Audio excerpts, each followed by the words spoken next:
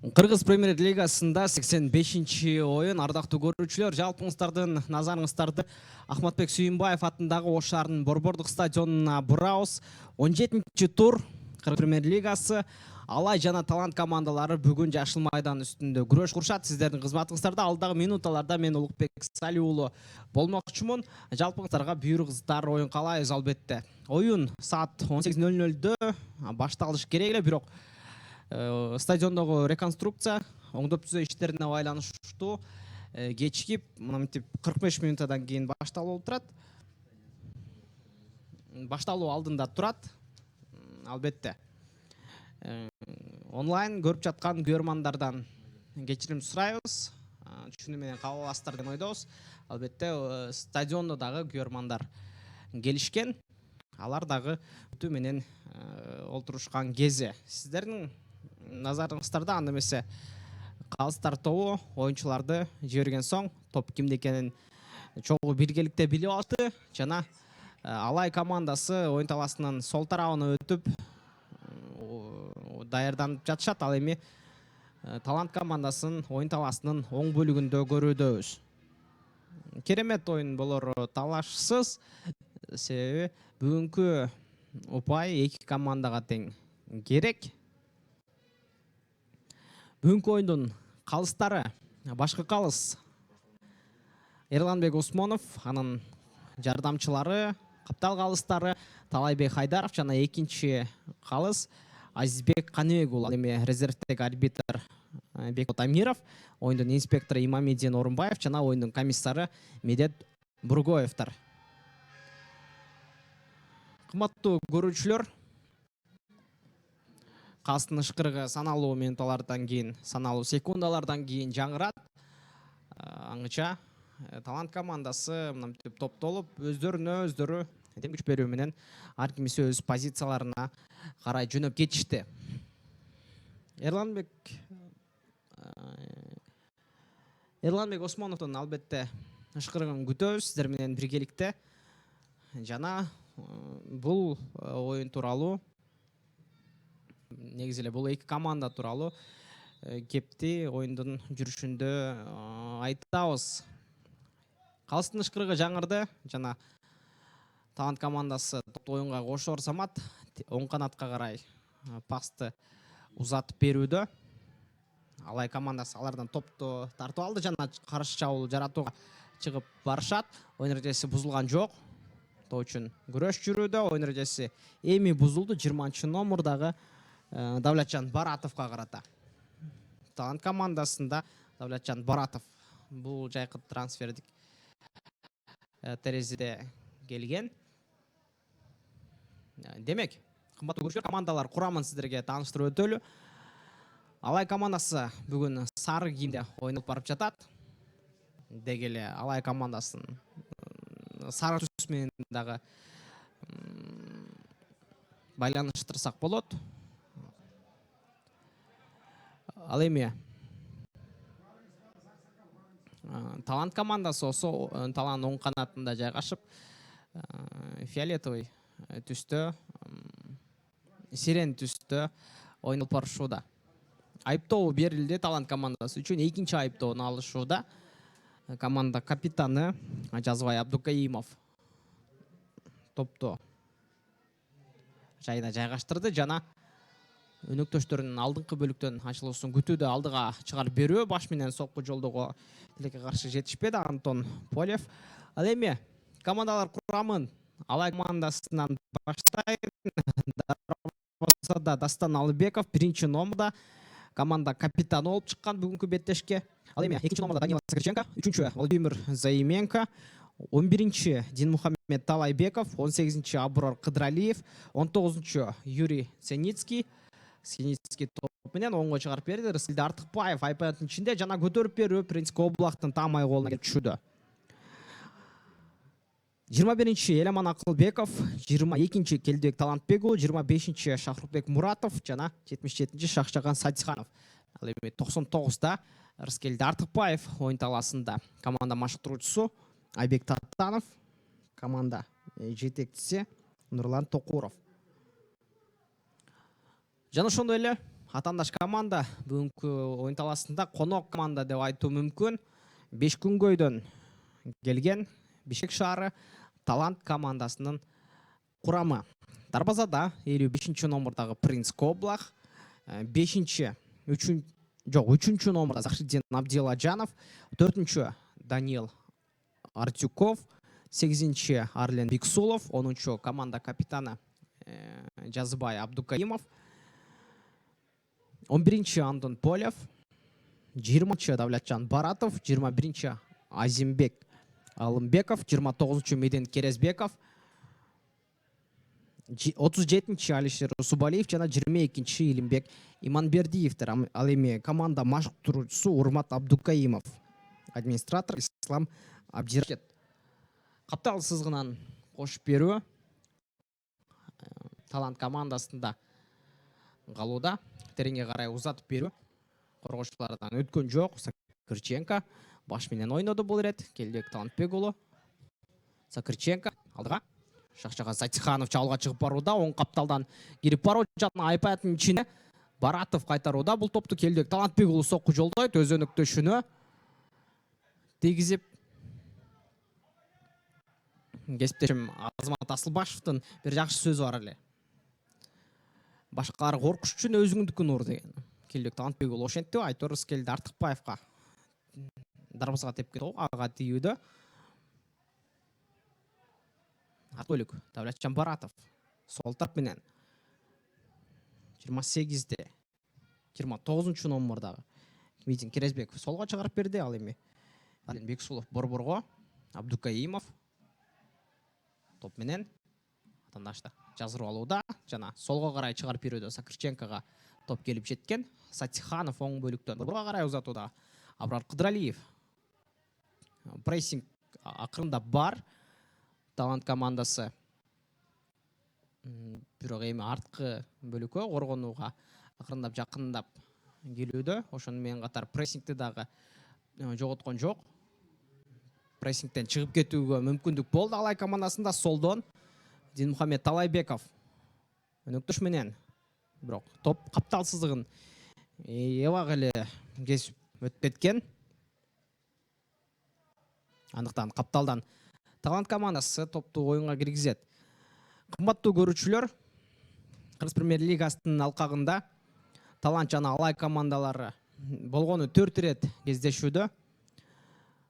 Анткени талант командасы былтыркы жылы гана бул чемпионатка катышып, дебюттук сезон 2022 жыл деп көрсөтүлүүдө. Ал эми 2023 жылы болсо алар талант менен алай командасы болгону 1 ирет кезигишкен. Алай командасында конок болуп ойногон, эсеп сандары 1-1 болуп жыйынтыкталган болчу. Эми күтөбүз. Реванш алуу мүмкүнчүлүгү кимде болот? Алайда да азыр 1 гол бар. Бул жалпы талант командасы менен болгон беттештерди гана эсептеп жатам. Алай командасы дагы таланттагы бирден гол жаратышкан. Талант чабуулга чыгып барууда. Сапаттуу оюн.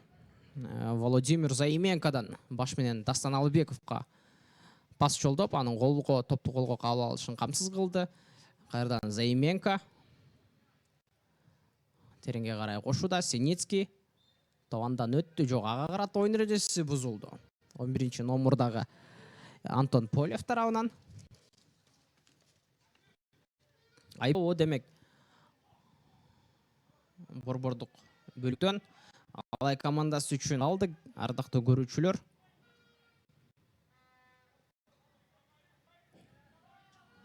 албетте оюн 1 саамга күтүү менен башталды.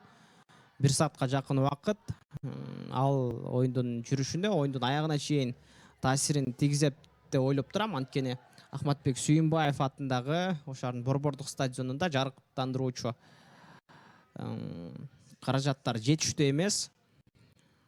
Эми көрөбүз, экинчи таймда күн кирип кетпесе эле бир жакшы оюн болот деп ойлойбуз. Бирок ошентсе да кедергисин сөзсүз түрдө тийгизип калышы мүмкүн.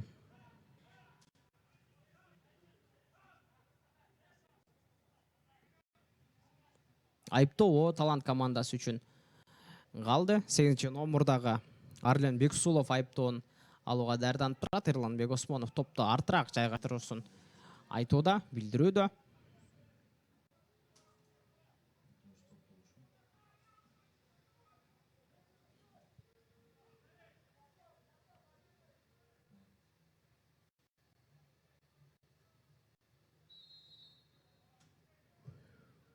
Алдыга көздөй тебилген сокко Элеман Акылбековго тийип чыкты. Кымбаттуу көрүүчүлөр,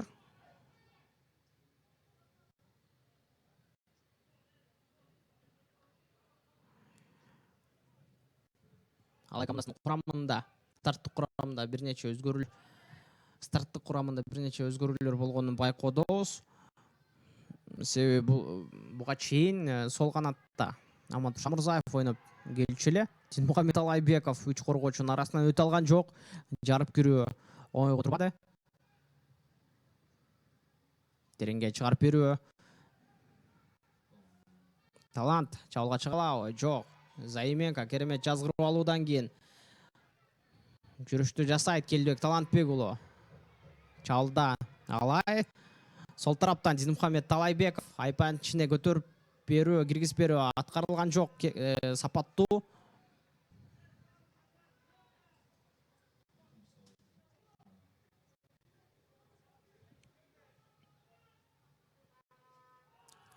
Сол капталдан демек Алай командасы топту оюнга кошууну иштеп алды. Эрлан Бекосмонов болсо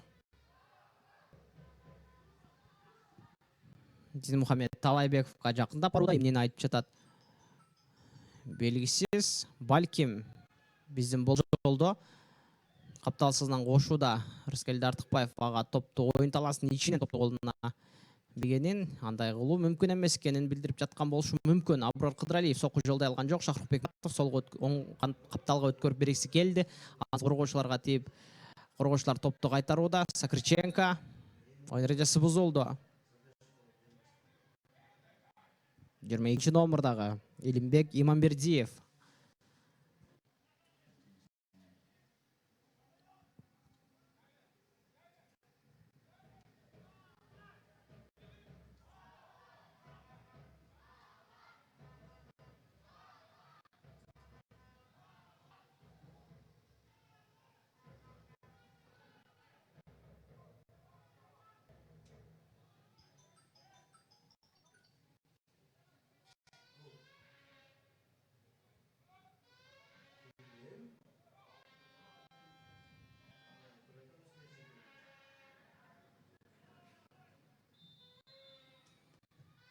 Кыдыралиевдин көтөрүп берүүсү, коргоочулар кайтарууда.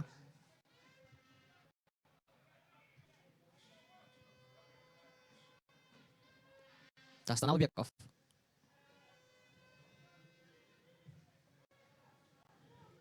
Тереңге чыгарып берүү Динмухамед Талайбеков бул топко чуркагысы келбей турат. Кени жетпешин билген Принц Коблак дарбазасынан сурулуп чыккан болчу. Сол тарап Тиладжанов өнөктөшкө. Абрар Кыдыралиев топту команданын пайдасына өткөрүп алды деп күткөнбүз, бирок өнөктөшкө пас бере албады. Абдиладжанов тереңге карай киргизип берүү. Оюн эрежеси бузулду.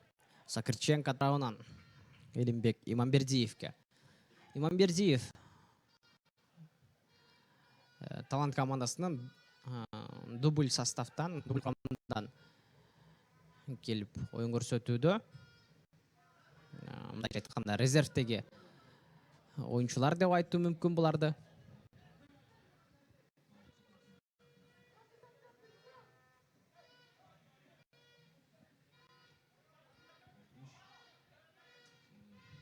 Солго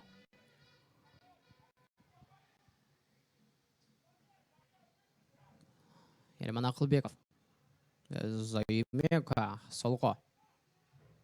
Тереңге карай кошуу. Рыскелди Артыкбаев топту жоготууда. Эсин бузуудан башка айласы калбай турат. Давлетжан Баратовду буттан чалууда. кымбаттуу көрүүчүлөр, жайкы трансфердик терезеде Талант командасынын курамына бир нече оюнчу келгенин билебиз. Дал ушул Давлатжан Баратов, ошонун Мурас командасынан, Мурас Юнайтед командасынан келди. Ал эми Даниил Артюков дагы азыр старттык курамда ойноп жатат. Ал Алга командасынан келүүдө. Ал эми Алга командасынан дагы бир оюнчу Жеңишбек Сыдыковдун келгенин билебиз, бирок ал азыр запастагы оюнчулардын катарында. Ошону менен катар Кара-Балтадан Темирлан Тиленчиев менен Алишер Усубалиевдер дагы келишкен. Жана Абдышаттадан келген Камалдин Ташиев келип, Талант командасы өзүнүн курамын ушундай бир топ тажрыйбалуу оюнчулар менен бышыктоо. Бул бышыктоо турнирдик жадвалда үйдө көтөрүлүүгө жардам береби деген суроо туулууда. Тереңге чыгарып берүү Дастан Алыбеков бул топко гол менен чыгып уруп жиберди. Талант командасы жалпы 16 беттеш өткөрүп 16 упай чогултушкан. Турнирдик жадвалда азыр 7-чи орунда келатат, бирок турнирдик жадвалда өтө керемет, өтө сапаттуу баштаган болчу. 5-6 турдун жүрүшүдө бир дагы жеңилген эмес эле, бирок андан кийин эле командада эмне өзгөрүү болду? Акырындап жеңил ызасын тартып калган оюндарды көп өткөрүштү. Ал эми Алай командасы болсо турнирдик жадвалда 6 оюнда жүрүшүндө 30 упай чогултуп 2-чи орунда келатат.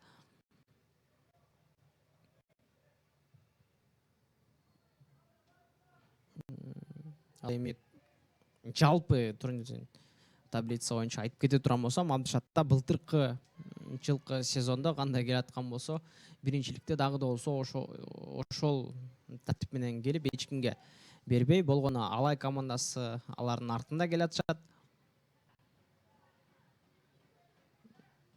Ортодо 4 упай айырмачылык бар. Алай командасы турнирдик жадвалда биринчи орунга чыгыш үчүн. Ал эми 7-чи орунда келаткан Талант командасы 6-чы орунда келаткан Мурас Юнайтед командасы менен тереңге чыгарып берүү көтөрүлдү. Рыскелди Артыкбаев баш менен жеткен жок бул топко. Талант эгерде Мурас Юнайтед командасын угуп жеткиле элесе, дагы 10 упайды чогултуш керек. Бул жок дегенде 3 оюнда жеңишке жетип, бир оюнду тең чыгуу менен аткарыш керек. Шакшакан Сатиханов чыгарып берүү, Шахырбек Муратов топту кабыл алган жок. Келдибек Талантбек уулу, Онго Рыскелди Артыкбаев, Сатиханов дагы бир ирет көтөрүп берүүдө. Коргоочу Принцко Облакты ыңгайсыз абалга калтырууда. Принцко Облак мен деп артынан айтып келген, бирок топту өткөрүп жибербеди. Онго карай чыгарып берүү чалга кошула алабы? Жок. Элеман Акылбеков топту дарбазачы менен ойноп, прессингти суздатууда. Бирок прессинг токтой элек. Акырындап сынап көрүшүүдө. Тереңден 5 күнгөй Талант командасынын оюнчулары дарбазачы Мухаммед Алайбеков керемет топ алды жана айпанын ичине киргизип берүү. Бул топту дагы коргоочулар кайтарышууда. Талантбек Онго, Сокрученко, оң тарап, Сатиханов, Рыскелди Артыкбаев атандашты жазгырып алды жана дагы бир керемет жазгырып алуудан кийин айпанын ичине кандай керемет киргизип берүү. Же бул дарбазага сокулду. Айтор коргоочуларга тийип, бул чабуул ийгиликсиз жыйынтыкталууда.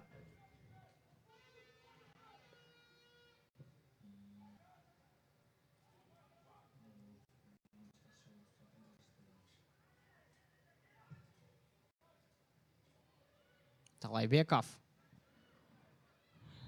мыкты. Айпанын ичине дагы бир киргизип берүү. Өнөктөштөр бул топко аракет кылбай токтоду.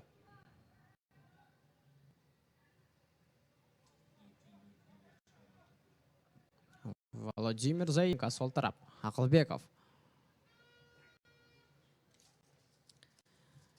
Кымбаттуу көрүүчүлөр, Албетте Шахрбек Муратов жағаға шығып баруда, ойын ережесі бұзылған жоқ, уланту мүмкін. Жазбай Абдукаимов топты ойын таласының четіне шығарып жіберді, анткені атанында шағаларын жарым аяпаятында қолап жатады. Тағырағы Шахрбек Муратов. Алайдың ойыншылары бұл топ бұл қалсын ышқырығы жаңырбаған үшін бұл эпизодқа наразысы болушуда. Ал эми қалыс болсо дарыгерди ойын таласына кирүүгө уруксат берди. Албетте, урматтуу көрүүчүлөр, Талант командасы чабуулга деле чыгып кетсе болмок. Oyuncuların жоқтығынан қорғануда, oyuncuların аздығынан пайдаланып гол жаратса эле болмок. Бирок бул деген футбол.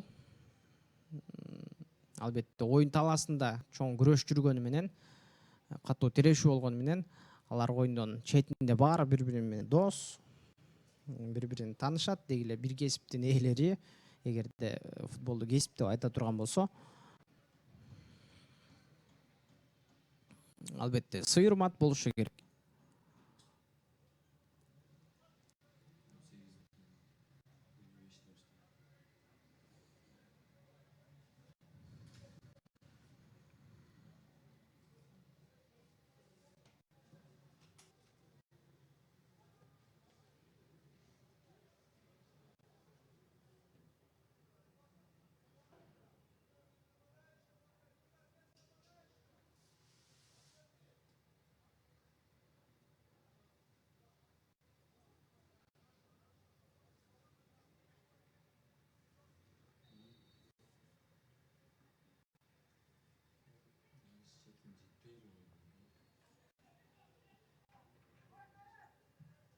Sol taraf.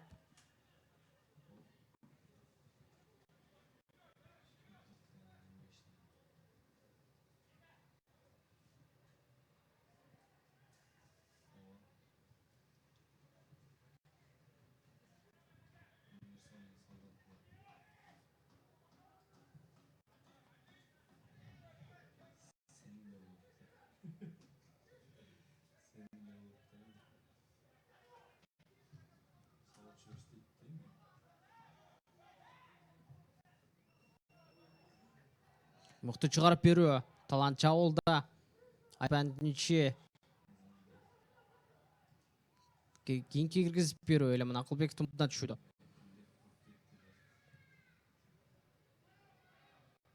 Солго карай кошуп берүү.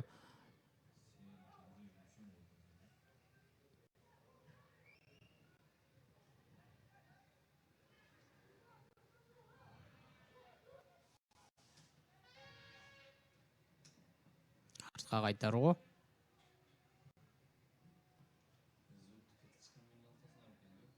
Сатиханов дарбазачы менен калтырды.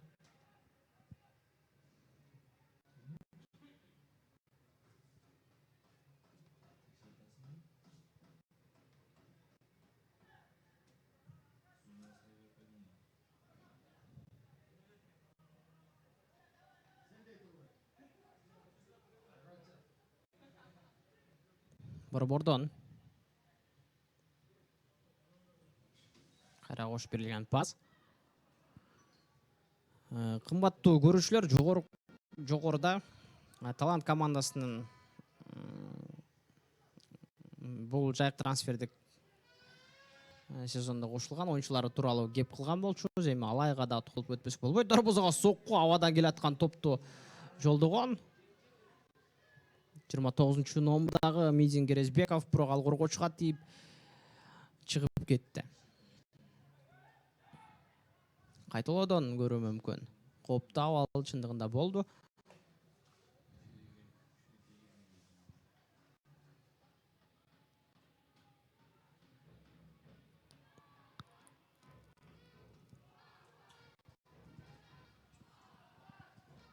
Мухаммед Талайбеков дагы бир жазгы уралууну алда өтүүгө кам көрүүдө. Сол тараптан Артыкбаев өнөктөшкө тамай болбоду бул пас.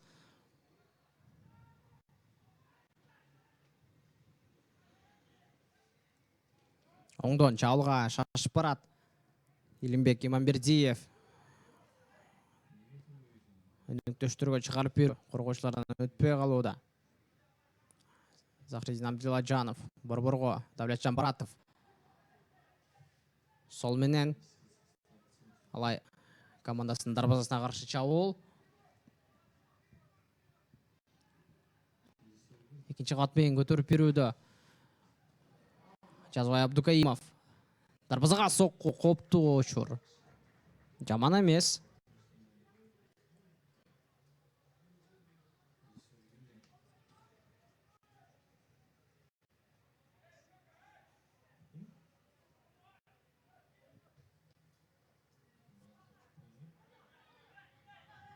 Сатихановго карата ойын бузулду.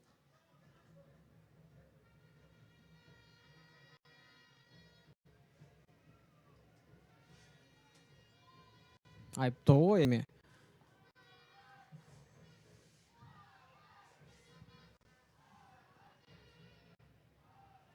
Алай командасында Эрланбек Осмонов.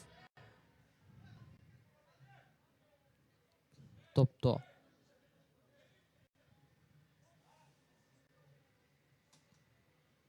Жайгаштыруусун алай командасынын оюнчуларына айтууда. Динмухамед Талайбеков топ алдына барды. Эрланбек Осмонов Тосмону жайына жайгаштырууда. Айып зонасынын сызыгына чейин жеткирип берди.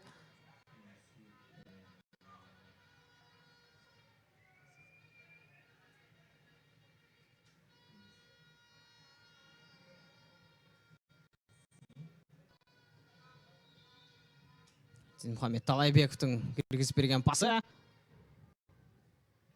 коргоочуларга тийип чыкты. Бурчтан чыгарып берүү. Бар. Кымбаттуу көрүүчүлөр, Сүйүнбаев стадионунда оңдоп түзөө иштери жүрүп жатканын дал ошол тала четинде турган экскаватордон дагы көрсөңүздөр болот.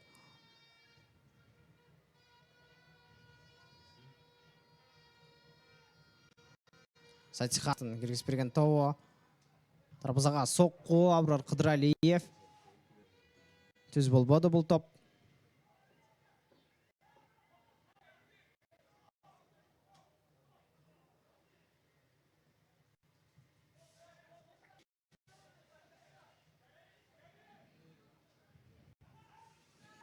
Шахрбек Муратов.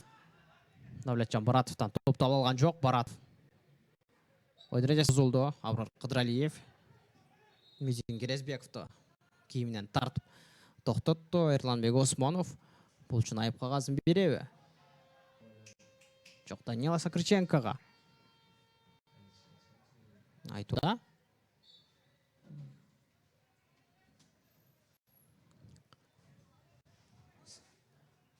Захридин Абдилажанов тереңге кошуп берүү. Топтун атуучуларында дарбазага сокку uzatылды. Чабуул токтой элек. Элек Танытбек уулу солго карай кошуп берди. Шакчакан Сатиханов менен Динмухамед Талайбеков өз позицияларын алмаштырып, өз оюн талаасындагы оң канат менен сол канат алмашты. Алай командасында Сеницкий чабуулда.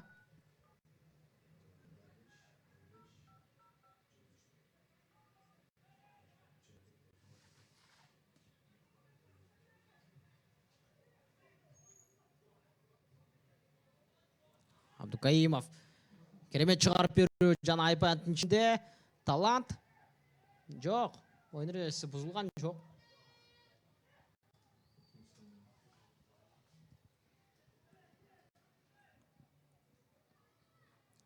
Дастан Алыбеков топту жерге коюп, андан соң өнөктөштөргө пас узатат, же жөн гана алдыга тээп жиберет.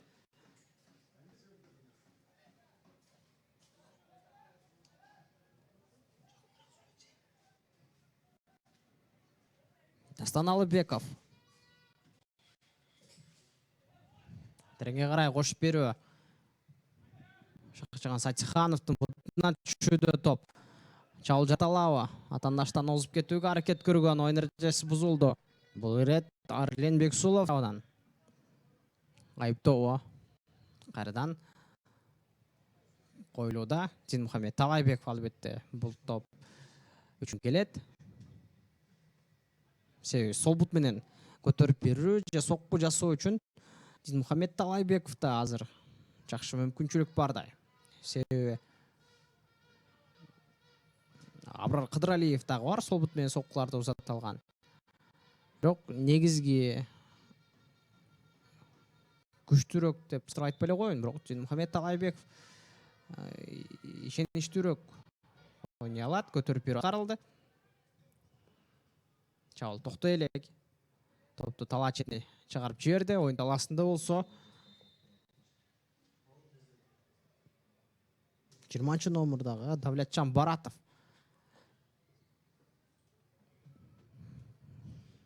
башын кармап жатууда.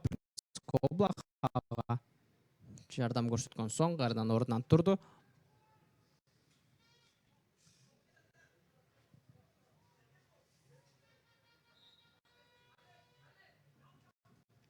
Татиханов.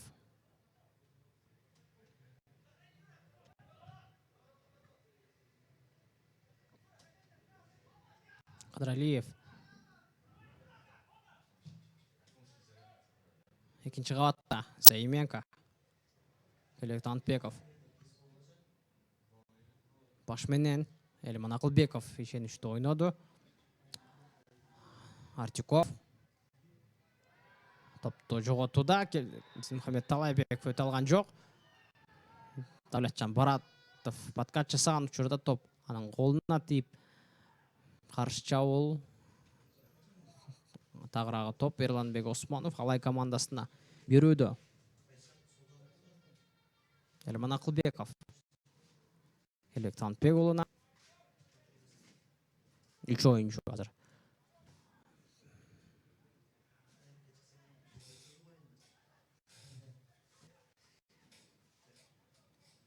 Талайбеков.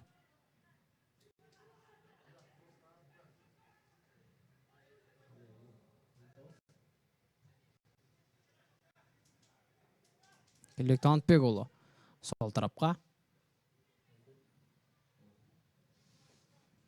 Рыскелди Артыкбаев атандаштан өттү. Талаа четинде баратат.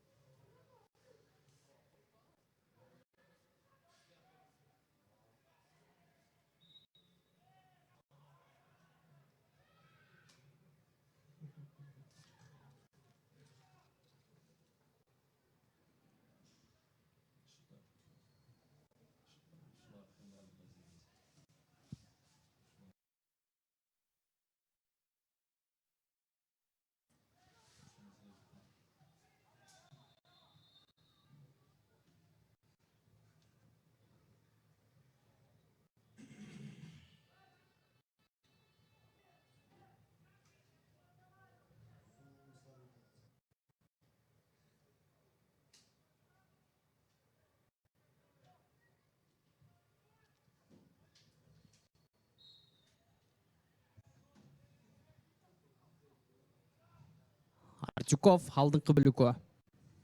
Ошмен пасы. Рыскелди Артыкбаевтан. Рыскелди Артыкбаев бул тепкен, бул узаткан паска өзү деле ыраазы болбоду.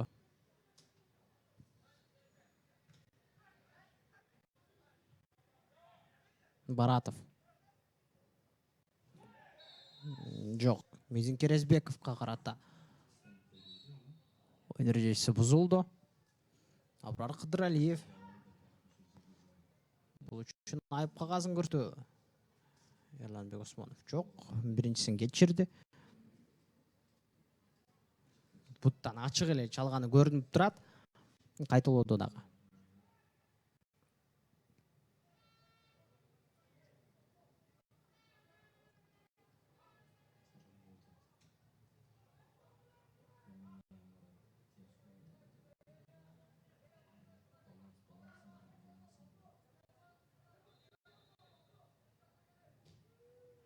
Алдыңғы бөлікке чыгарып берүү. Коргоочулар кайтарышты бул топту. Кийинки сокку. Дастан Алыбековго. Өттү, бирок мыкты жазгырып алуу. Нүктөшкө тамай пас. Нүктөш сактай албай калууда.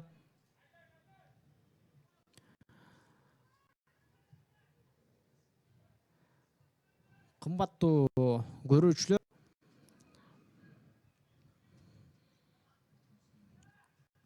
оюндун 33 минутасы жүрүүдө бизде. Эсеп сандары алиге ачылып элек.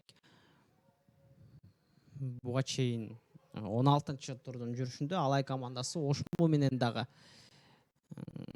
тең чыгып, бирден упай чогулталган эле. Ал эми Талант Абдышата менен акыркы жолу дал ушул август айынын 4-үндө Абдышата менен тең чыгып, аларды дагы бирден упай. Демек, акыркы өткөргөн 2 оюнунда тең, 2 команда тең, бирден гана упай чогулта алышкан. Бирок Талант Абдышата менен турнирдин лидерлери, фавориттери менен тең өткөргөн ойну бул да болсо бир жакшы көрсөткүч. Эми вице чемпион былтыркы жылдын Алай командасына каршы дагы мына мынтип беттеш куруп жатканы Талант командасы үчүн өтө бир жакшы, чоң, жогорку көрсөткүч. Солдон, борбордон солго карай пас узатылды. Бексулов артка кайтарууга аргасы жок. Сахидин Абдиладжановдун солго кошуп берген пасы Сакырченкодан өтө алабы? Сатиханов менен Данила Сакырченко экөө топту иштеп алышты. Жана Синицкийге берилген пас. Синицкий азырынча өзүн жакшы көрсөтө элек.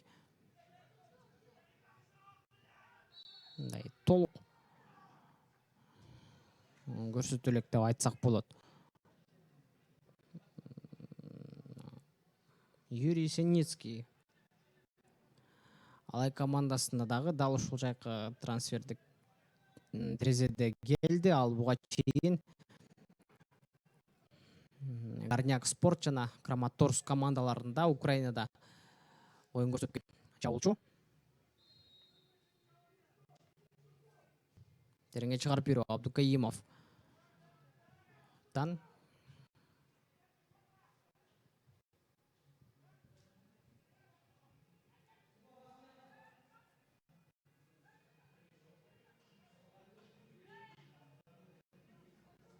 Талант командасы жалга чыгып барууда. Абра Кыдралиевден сапаттуу подкат жана топту Алай командасы алды. Рыскелди Артыкбаев оңго карай кошуп берүү. Коргоочулардан өтпөй калууда.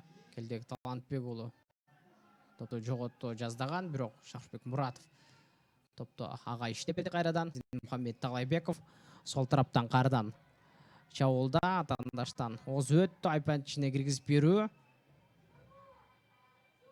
Жок. Синицкийге өткөн менен коргоочулар дагы жөн карап турушподу.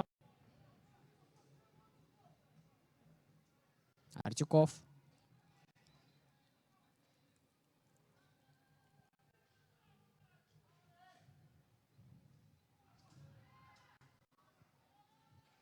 Шахбек Муратов. Юрий Синицкий. Көрсөтүш керек өзүн.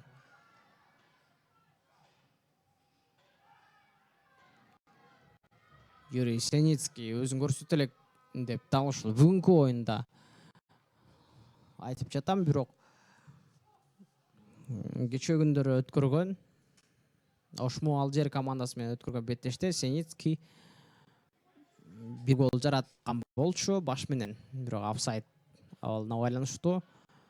Ал гол жокко чыгарылды. Бүгүнкү оюнда дагы бир нече гол менен айырмаланып өзүн көрсөтүүгө мүмкүнчүлүк алса болот. Даниил Сакырченко калыска наразы пикирин билдирүүдө эмнеден улам ал ою келип чыкты. Эрланбек Осмонов.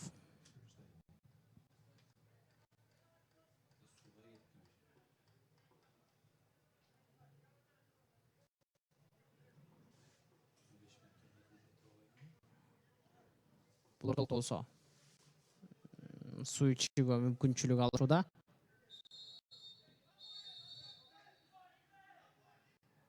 Oyun улана тартактуу көрүүчүлөр. Эмне болуп кетти?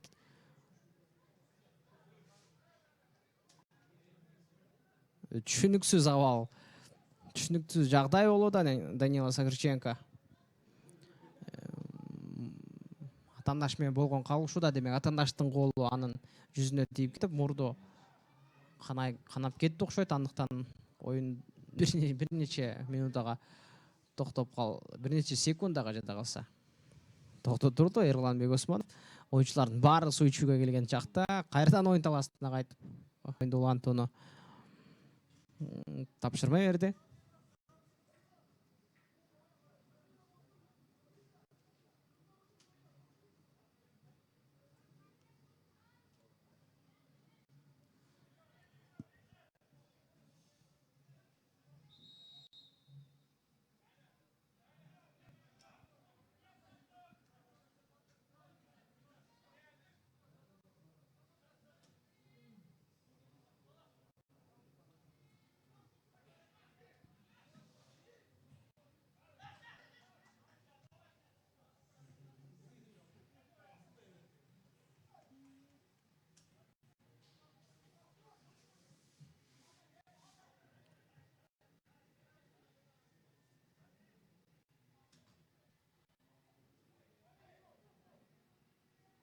Талант командасы топту чабуулдан жоготууда. Келдек Талантбек уулу Абрар Кыдыралиевке берген пас ийгиликсиз. Жана Жазбай Абдукаимов өзү кирип барууда. Сол бутка ыңгайлаштырып алгыча андан топту алып коюшту атаандаштар. Рыскелди Артыкбаев оңдон чабуулга шашып барат. Эрежеси бузулдубу? Ооба, Эрланбек Осмонов ышкырыгын жаңыртты жана сары кагазын даярдап келүүдө. 29 номурдагы Керезбековго тезинен эле көрсөттү.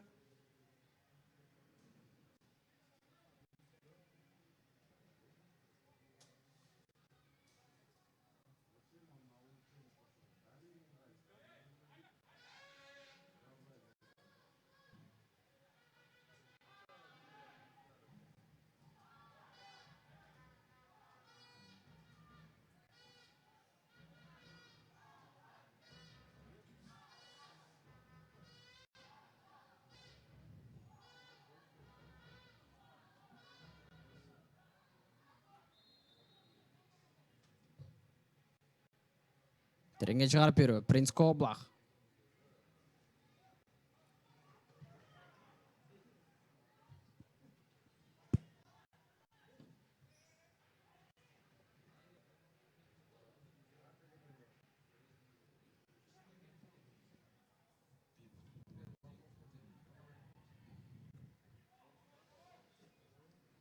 Артқы бөлүктө Саименко Сагырченкого.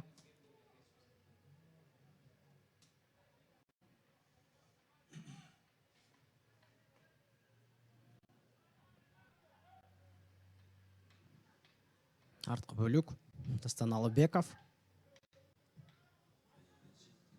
Тереңге чыгарып берүү.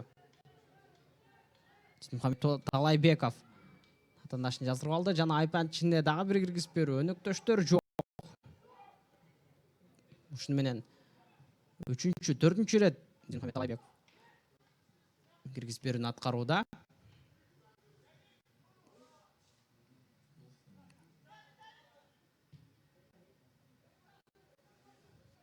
Келек Талантбек уулу.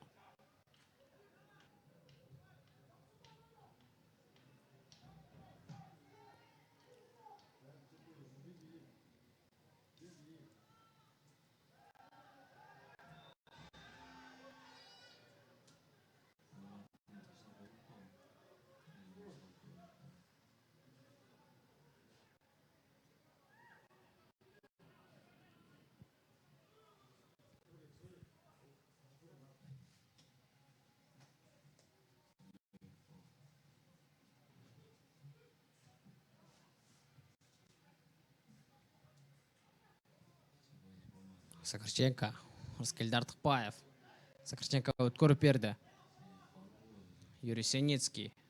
Шахырбек Мұратов менен Келдік Талантбекұлы. Топты жоғотууда Артюков. Аға қараты ойын ережесі бұзылды. Дарачан Баратов.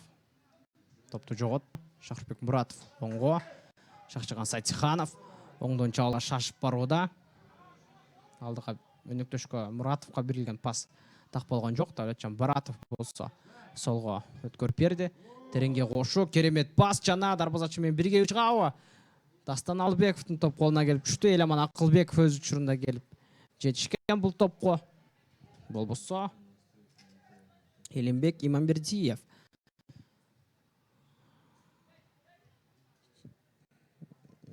Иманбердиев беле. Ава, кечірмек емес, ал командасын бұлға тачшылығы үшін. Артықбаев оң қапталдан. Керемет өткөрүп берүү жана Юрий Сенецкий. Соққо.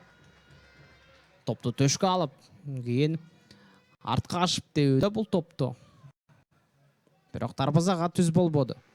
Бир тооле алыс кетти дарбазадан. Бирок бул тобокелчиликке жоопкерчиликти өзүнө алгандыгы үчүн дагы күйөрмандар ага алкышын көрсөтүп олтурат. Арбирле форвард, арбирле чабуучунун колунан келе бербейт, оюнда мындай боло бербейт.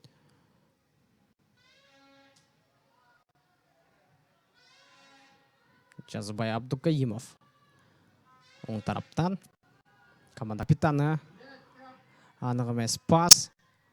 Сенецкий оңго калтырууда. Шакчаган Сатиханов оң каптал. Рыскелді Артықбаев киргизип берүү. Юрий Сенецкий топту калтырган болчу, бирок артында өнөктөштөрү барбы жокпу байкаган жок. Данил Артюков сол тарап Келдик Талантбекұлы келаткан пасты баш менен кайтарды, бирок топ кайра Талант командасынын оюнчуларынын бутунда. Абдукаимов оңго. Ардактуу көрүүчүлөр, бизде негизги убакытта артта калдык 45 минутта. Калыстар бул оюнда бул бөлүктө паузалар көп болбогондугун эске алып, биринчи бөлүккө 1 минутта убакыт кошуп берди. Дарачан Баратов оң менен айдарежеси бузулду.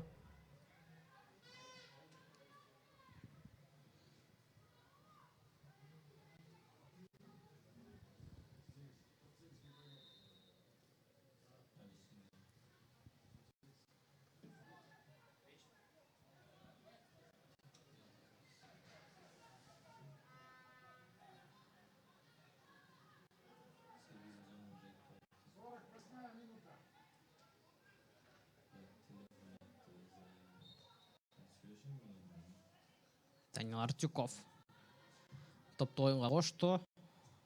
Тараптан Иманбердиев тала албады. Рыскелді Артықбаев, Сокрченко топту тейип жиберсе да болот. Дал ошенткен соң топ Таланттан оюнчулар бутуна түштү. Бул ортодо болсо Эрланбек Осмонов биринчи бөлүк үчүн ышкырыгын жаңыртып, биринчи бөлүгү жыйынтыктады. Эсеп сандары 0-0 болуп жыйынтыкталып олтурат. Кымбаттуу көрүүчүлөр, дагы бир бөлүк бар албетте. Ал бөлүктөн жок дегенде гол күтөлү сиздер менен биргеликте чогуу. Андыктан түз эфирден алыстабаңыздар. Экинчи бөлүктө амандашканча аман туруңуздар.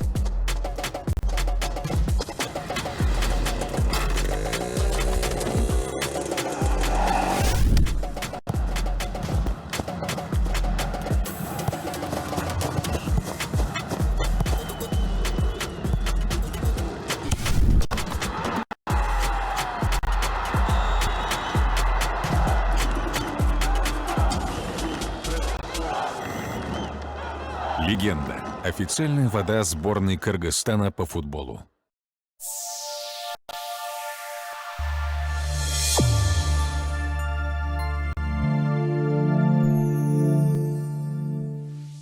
Суусунду кандырганга убакыт келди.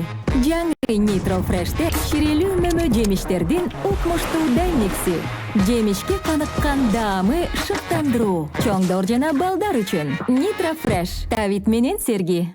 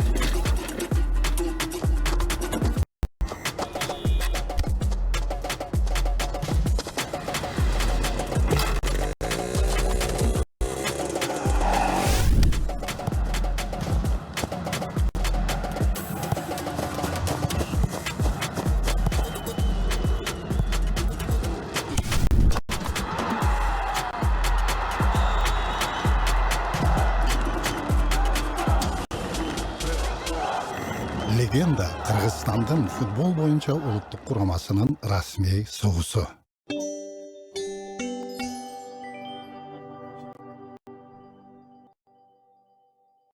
Пришло время освежиться. Фантастический микс из сочных ягод и фруктов в новом Nitro Fresh. Создан, чтобы вдохновлять. Независимо от возраста. Nitro Fresh. Освежись со вкусом.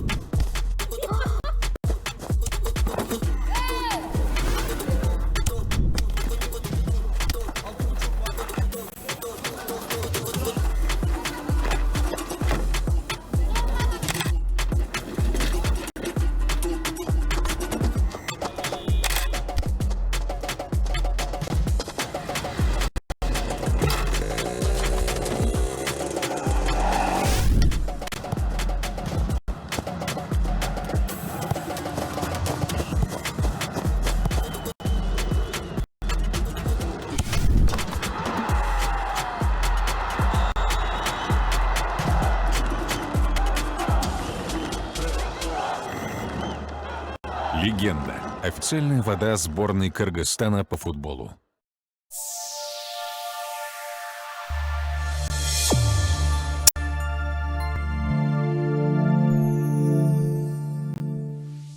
Суусунду кандырганга убакыт келди.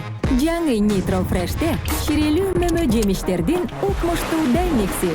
Жемишке каныккан даамы шыктандыруу. Чоңдор жана балдар үчүн. Nitro Fresh. Давид менен Серги.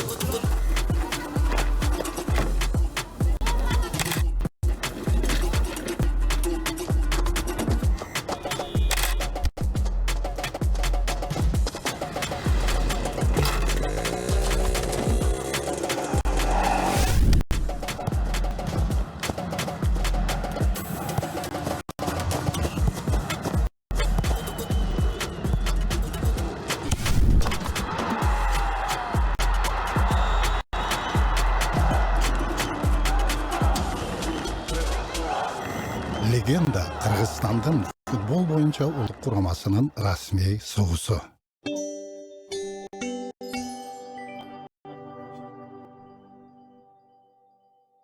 Пришло время освежиться.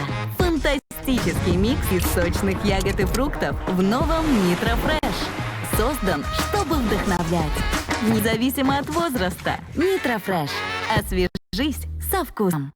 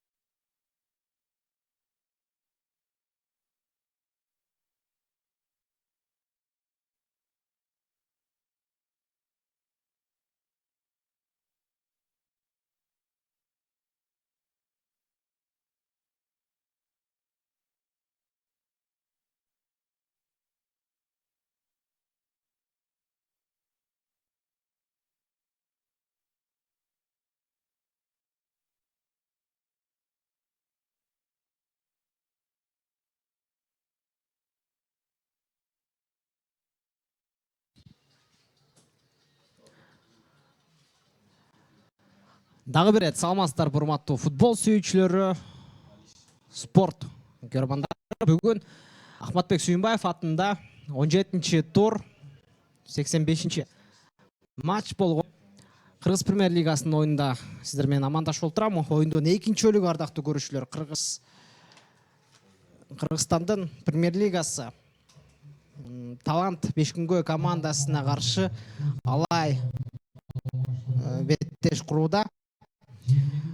Экинчи бөлүктө алмашуулар болду. 7-чи номердагы Сулейман Жумабеков, 22-чи номердагы Илимбек Иманбердиевдин ордуна оюн талаасына кирди. Демек, башкы машыктыруучу болгон Урмат Абдукаимовдун чечими дал ушундай болду. Ал эми алай командасында алмашуулардын болгонун көргөн жокпуз. Демек, болгон жок. Жалпыңыздардын назарыңыздарды оюн талаасына бурабыз. Талант командасы бүгүн конок болуп оюн көрсөтүп жатат. Эми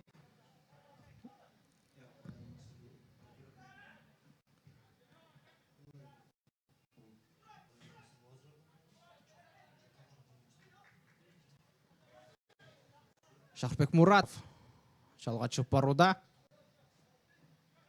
Артюков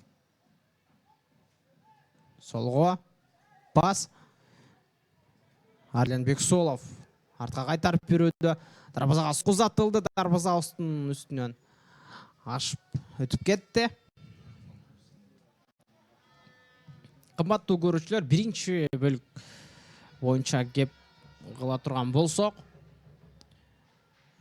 кооптуу учурлардан көбүрөөк кооптуу учурларды жараткан Талант командасы болду. Ачыгын айтканда атандаштын дарбаза торуна соккуларды бир нече ирет узатты. Рыскелди Артыкбаев топтон калууда. Айпанын ичине дарбазага сокку. Коргоочулар өзүн тосуп болсо да бул топту кайтарышууда. Демек гол жок. Талант командасы каршыча гол жаратуу максатында чыгып баратат.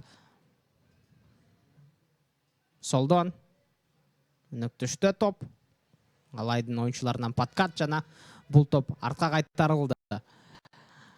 Кымбаттуу көрүүчүлөр, биринчи бөлүктө толук дебейин, бир 90-70% чейин Талант командасы чабуулда ийгиликтүүрөөк оюн көрсөтүүдө.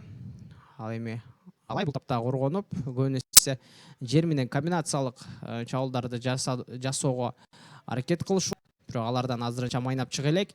Оң капталга чыгып берүү, чыгарып берүү. Рыскелди Артыкбаев топко жетпеди. Борбордук бөлүктөн Талант командасы чабуулга чыгып барууда. Владимир Зименко топту өнөктөшкө берди. Динмухамед Талайбековдон анык эмес пас, бирок топ кайра анын бутунда. Борборго узаттуу Келбек Талантбек уулу артка кайтарылган. Абрар Кыдыралиевден теңге узатып берүүсү. Коргоочулар топту тээп жиберишүүдө. Албетте, экинчи бөлүктө командалар курамын пасы Айпачын өнөктөштөрдө табылган жок. Экинчи бөлүктө командалар курамын сиздерге эсиңиздерге сала кетели. Ардактуу көрүүчүлөр, бүгүн конок болгон команда Талант командасынын курамында топ менен азыр Принц Коблах 55 номурда, 3-чү Захриддин Абдыбажанов, 4-чү Данил Артюков, 8-чи Арлин Бексулов, 10-чү команда капитаны Жазыбай Абдукаимов, 11-чи Антон Полев, 20-чы Давлатжан Баратов, Азимбек Алымбеков, 21-чи, 29-чу Медин Керезбеков, Шахар Сатиханов чабуулга чыгып барууда. Оңго калтыруу. Рыскелди Артыкбаевдон көтөрүп берүү аткарылды. Динмухамед Талайбековдун бутуна топ келип жетти. Айпанын ичинде ал дарбазага сокку. Айпанын ичинде чабууланууда. Сол тараптан Динмухамед Талайбеков топту сактап калган жок. Алишер Усубалиев 37-чи жана 7-чи номурдагы Сулейман Жубабеков 2-чи бөлүктө оюн талаасына кирди. Ардактуу көрүүчүлөр, оюн талаасында жарыктар жаганын байкаган болушуңуздар керек. Албетте, оюн кечиктирилип баштаганына байланыштуу анчейин күчтүү болбосо да бул жарыктар менен оюн улантылат. Албетте, толугу менен стандартка жооп бербеген менен жок дегенде топ көрүнүп турса болот дегенде эле болду окшойт. Солго карай чыгарып берүү. Албетте, алмашуудагы оюнчулар тууралуу дагы айтып өтөлү, себеби алдыңкы минутталарда бул оюнчулар оюн талаасында жашыл майдан үстүндө буларды көрүп калышыбыз мүмкүн. Талант командасынын запастагы оюнчулары Жеңишбек Сыдыков 5-чи номурдагы, 6-чы Адлет Калысбеков, 12-чи Рамазан Сейит Касиев, 1-чи дарбазачы Нурсултан Нусупов, 1-чи 2-чи номурда Тимур Амиров жана 34-чү Дастан Жакупбаевдер. Алайдын чабуулу Рыскелди Артыкбаев борборго узатты. Шахрубек Муратов тереңге карай чыгарып берүү. Сол тараптан Динмухамед Талайбеков атандашын жазгырып алуу аракетинде. Коргоочу өткөргүсү келбей турат. Албетте, Талайбеков антенда айла амалын издеп тапты жана айпанын ичине киргизип берүү. Бул топту Данил Артюков кайтарды. Эреман Акылбеков солго. Талайбеков Акылбеков калтырды. Футзал стилинде. Караңыздарчы, бутун арты менен.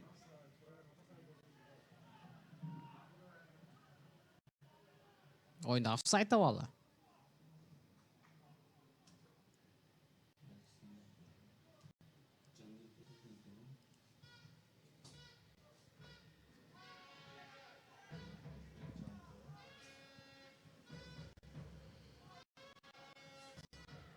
Сол тарап.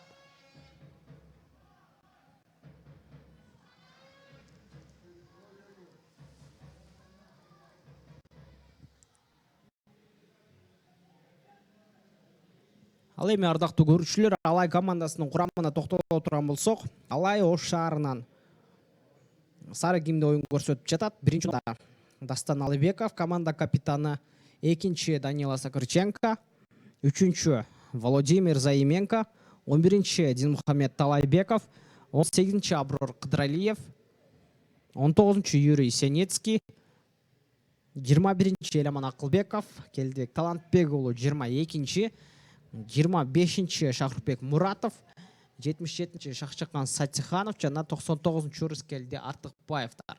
Ал эми алышууга чыгуучу болгон оюнчулар Мурзак Оронбаев менен Ислам Абдуллаевдар, булар дарбазачылар. Улан Сулайманов да бар. 7-чи Нурдөлө Салбеков бар, 8-чи Азиз Сыдыков, 9-чу Нурболот Рыспеков, 14-чү Надырбек Ибрагимов, 17-чи Марат Аджиниязов жана 29-чу номурда Кудрет Искандарбеков менен 79-чу Дүйшөналы Алтынбек уулу азыр Алай командасынын запастагы оюнчулары болуп турат. Ал эми команда машыктыруучусу Айбек Татанов.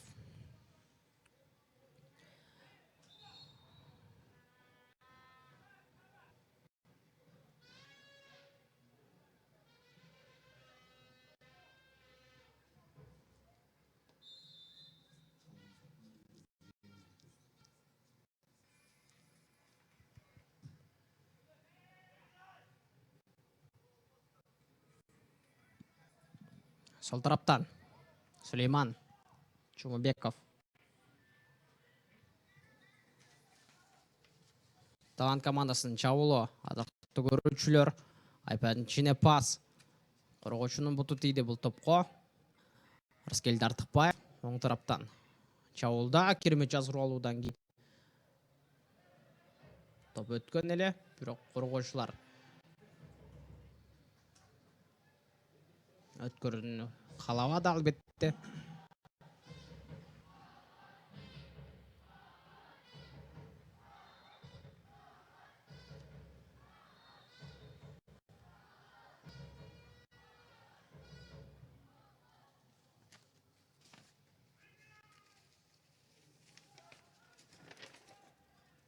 Oyun talasında Talanttын oyuncusu Davlatcan Baratov kulap kaldı. Бирок oyun токтотула элек.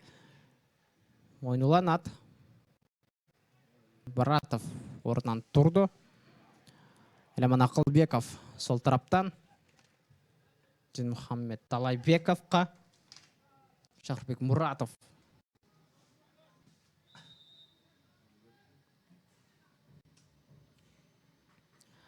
Ал эми oyun таласында оюнчулардын алмашуусу жүрүүдө. Ардактуу көрүүчүлөр, Аброр Кыдралиев өз ордун Азиз Сыдыковго бошотуп берилди. Ал эми Шахрупбек Муратов өз ордун Надырбек Ибрагимовго Шахрупбек Муратов дагы, Надырбек Ибрагимов дагы дал ушул жайкы трансфердик актрисаден кийин келишкен. Ибрагимов топ менен Динмухамед Талайбеков, Жазгырбалуу, Давлатжан Баратов сапаттуу подкаттан кийин топту тала четине чыгарып жиберүүдө.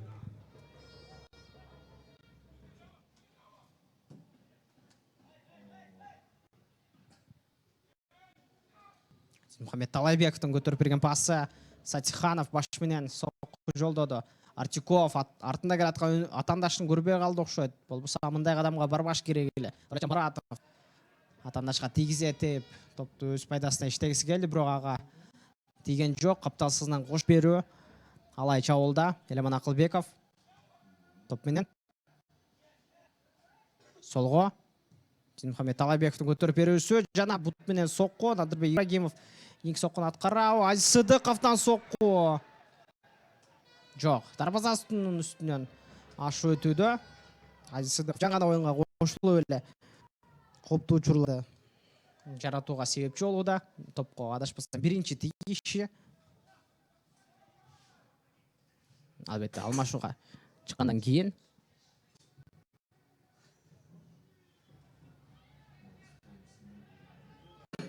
сол тарапта Талайбеков Артиковду Жазгырбалды өнөктөшкө берди пасты. Кайрадан Талайбеков киргизип берүү. Коргоочулар кайтарышты.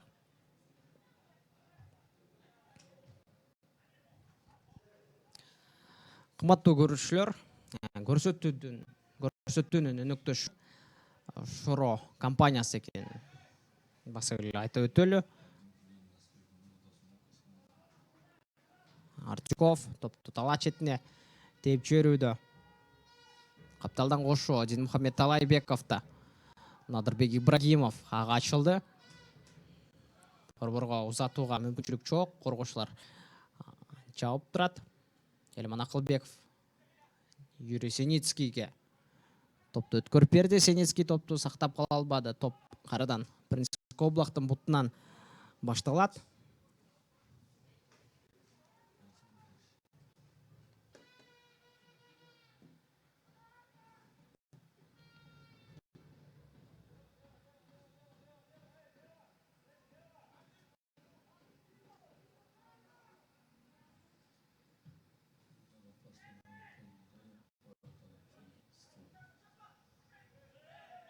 Oyun ergisi buzuldu. Albatta.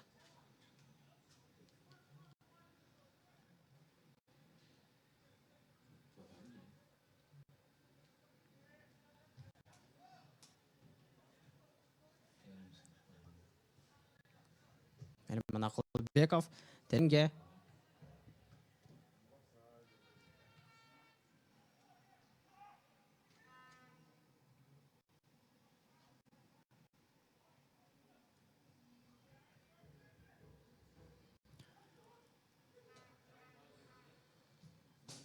Кымбаттуу көрүүчүлөр, бул оюндун башына чейин статистикалары бар болчу. Албетте, Алай командасы акыркы 7 оюндан бери жеңил элек. Жаланган тең чугуу же болбосо жеңишке жетишүүдө. Ал эми Талант командасы болсо акыркы 10 беттештен бери бир дагы жеңишке жетишкен жок. Жада калса акыркы 8 беттештен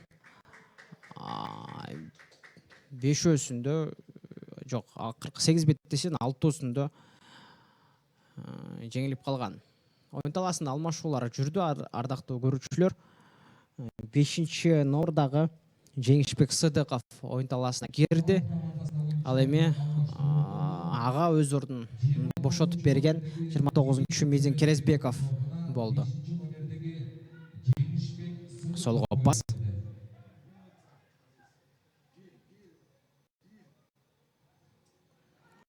Атандаштардын арасына кирип барган жана пенальти ардактуу көрүүчүлөр.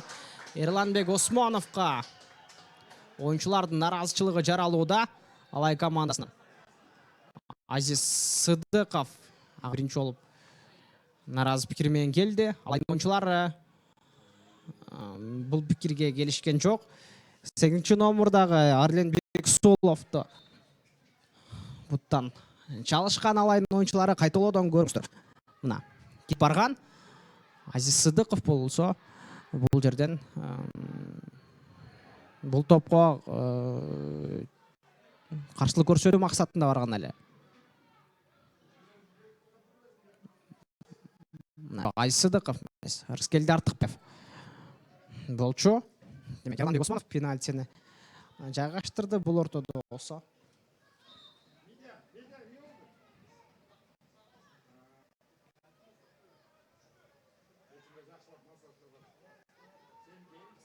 Калыстар менен болгон пикир келишпестик Алайдын оюнчуларына жаралууда. Калыстар тобу бири-бири менен кеңешкен соң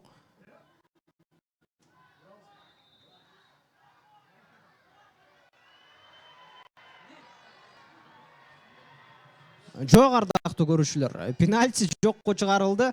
Тескерисинче, бул симуляция үчүн 8-чи номурдагы Арленбек Суловдун өзүнө сары айып кагазы көрсөтүлүүдө. Эрланбек Осмонов демек өзүнүн чечимин кайра кайтып алды дагы. Таланттын оюнчуларын кайра жазылап олтурат. Албетте бул каптал калыстары жардамчылары менен болгон кеңешүүдөн кийин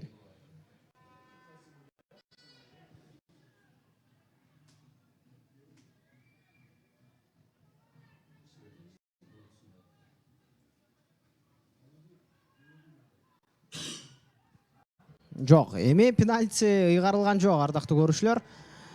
Талант командасы кандай керемет ойын нерсени ачуу мүмкүнчүлүгүнөн кургалы болуп турат, голчу болуп турат. Дастан Алыбеков демек топту оюнга кошот. Мына оюн эми түшкөн окшойт.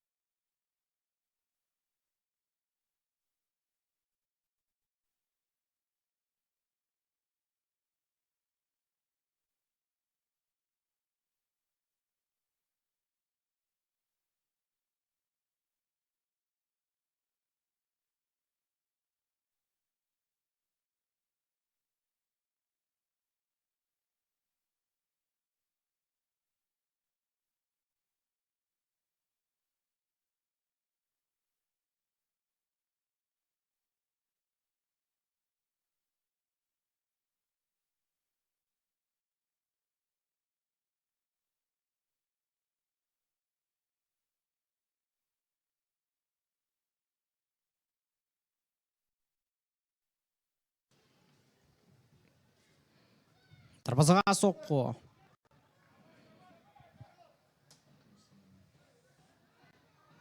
Дастан Алыбеков тереңге карай карадан узатууда. Рыскелди Артыкбаев солдон чабуулга чыгып барат. Алайдын мүмкүнчүлүгү Юрий Синицкийге өткөн пас.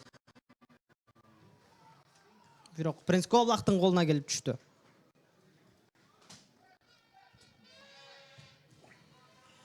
Талант командасы каршы чабуул жаратууда кечикти.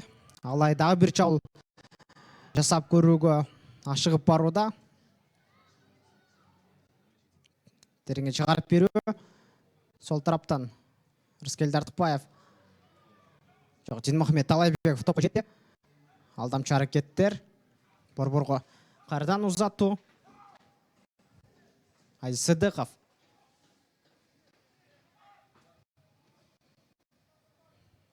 Сокырченко. Оң тарапка Шакчахан Сатиханов. Топ менен жазгырып алуу. Айбанын ичине кирип барды. Жана топ анын колуна тийип чабуул токтоду. Oyun talasında oyuncuların almaşуусу жүрөт. Ардактуу көрүүчүлөр, 77-чи номурдагы Шакчахан Сатихановдун ордуна Нурдөлөт Сталбеков кирет. Ал эми 9-чу номурдагы Рыскелди Артыкбаевдин ордуна 99-чу, жок, 9-чу номурдагы Нурболот Рыспеков oyun таласына кирүүдө. Артыкбаев менен Сатиханов эки капталдан чабуулдар жасап, Алай командасынын албетте чабуулдарында жардам берди.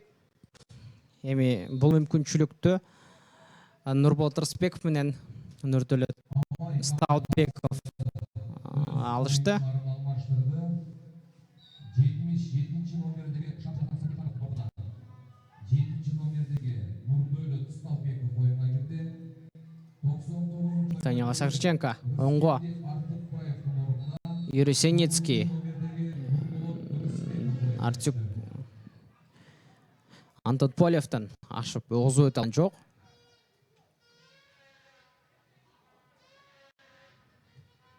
Артюков борборго пас.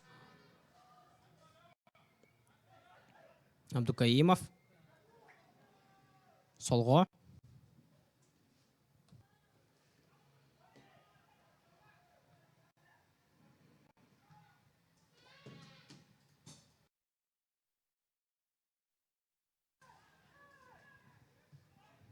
Оң тарап. Айсыдыков.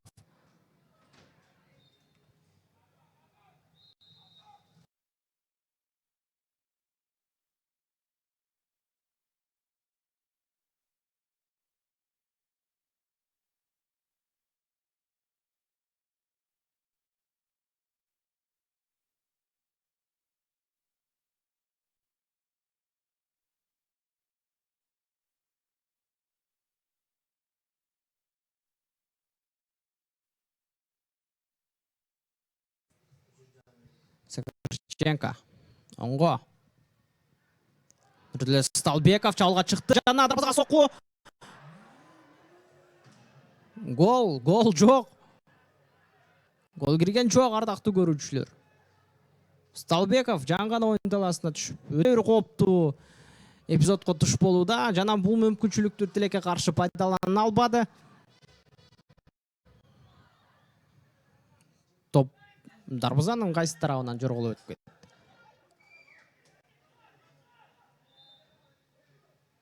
Элеман Акылбеков топ алдында бутун кармап турган чагы. Тереңге карай кошу.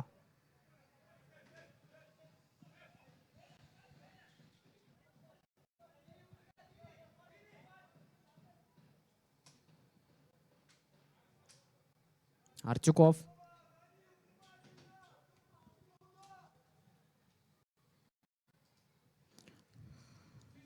Айпадын ичинде жана баш менен дарбазасынын үстүнөн ашып өттү.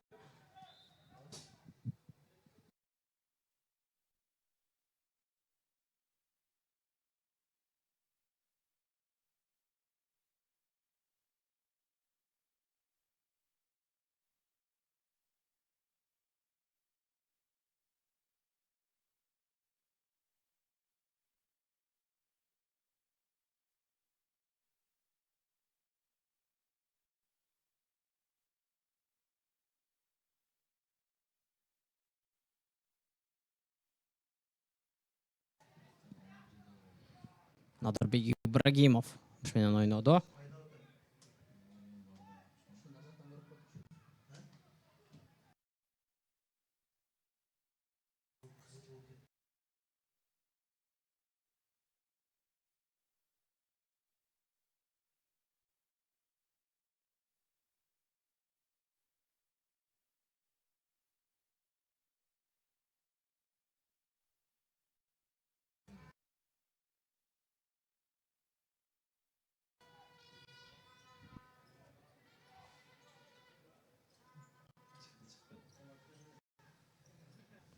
Капталдан кошу.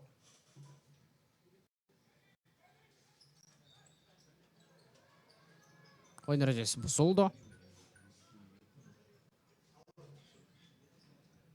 Top Talent komandasında kalıyordu.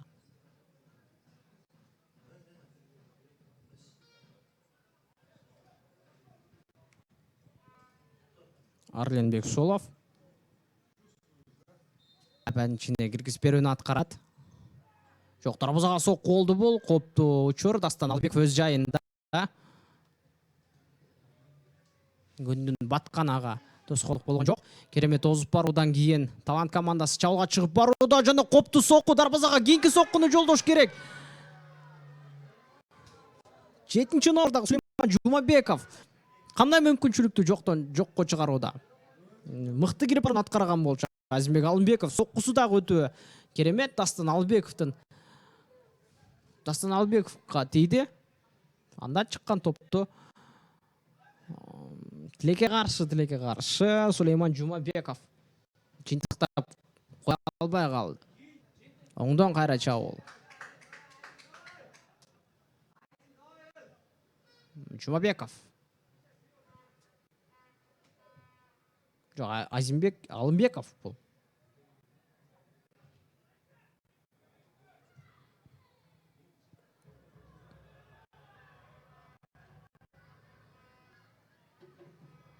Сталбеков чабуулда. Топтун ылдамдуулугу коргоочулардан дагы, чабуулчудан дагы ылдам болду.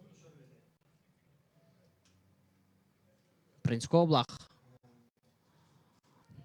топту кайрадан жайына жайгаштырды.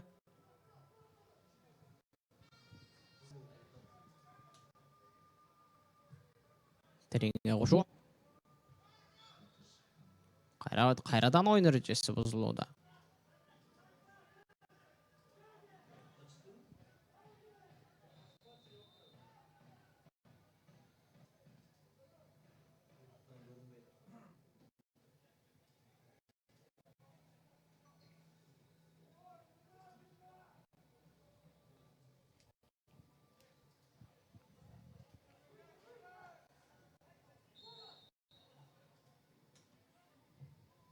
Тукаимовдун киргизип берген пасы. Бир секириктен кийин бардык оюнчуларды алаксытып ала четине жай эле чыгып кетти. Алишер Усубалиев бул топко ойношун күткөн машыктыруучулар. Надырбек Ибрагимов оңго, Сталбеков ылдамдуулук менен баратат. Бирок топ андан да ылдам болду.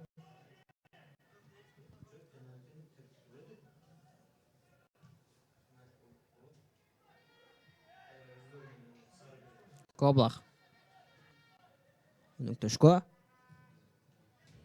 Антон Болевдин чыгарып берген пасы. Алишер Усубалиев ашы өтүп солот, бирок Элеман Акылбеков аны алдына салган жок.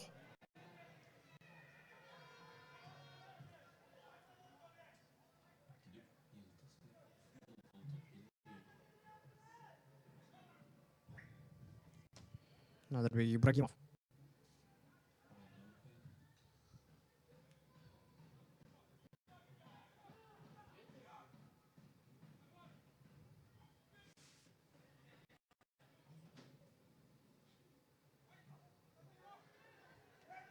Дарбазага сокку жок. Аткарылбады. Алишер Усубалиев топту жоготууда. Элеман Акылбеков. Солго Мухаммед Талайбеков эмнегедир бул топко бул ирет чуркагысы келген жок. Болбосо жалаң сол тараптан кирип баруулар Алай командасында жүрүп жаткан.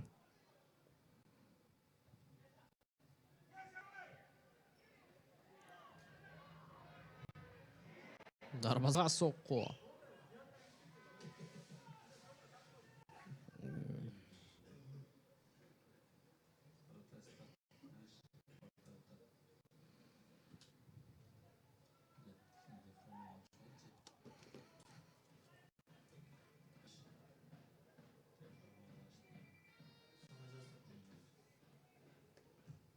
Принц Коблах.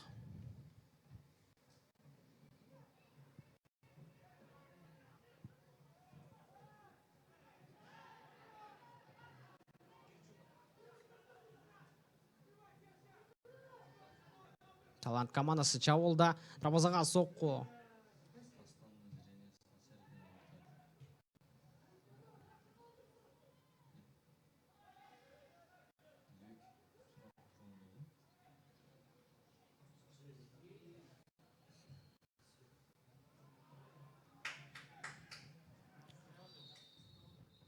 Эрланбек Осмонов кайрадан оюнду токтотууда.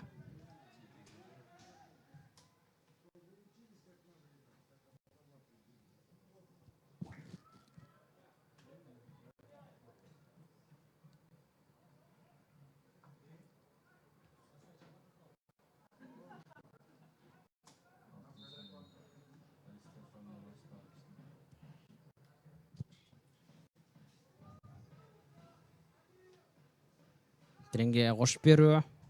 Займенко кайтарды.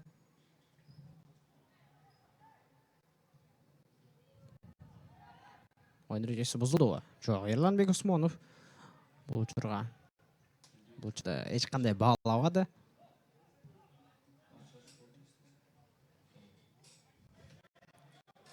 Азиз Сыдыков. Борборго пас. Надырбек Ибрагимов.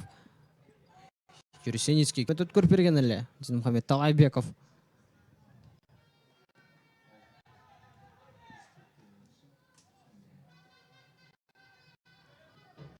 Топты бұрттан шығаруға алып келді. Бұрттан көтеріп беруін атқарады.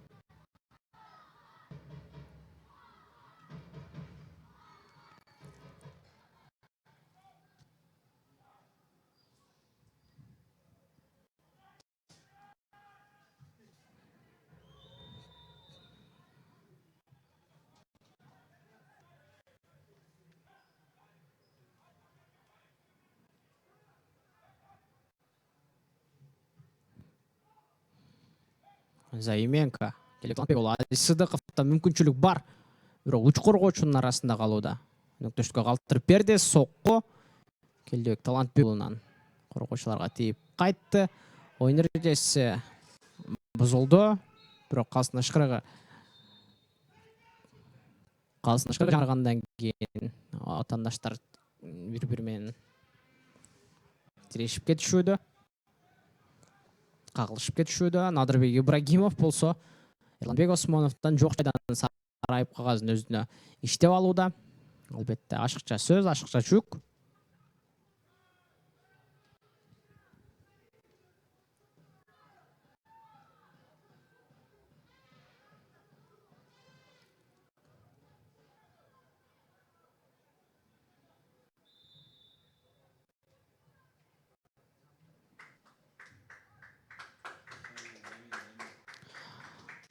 Ардақты көрушілер,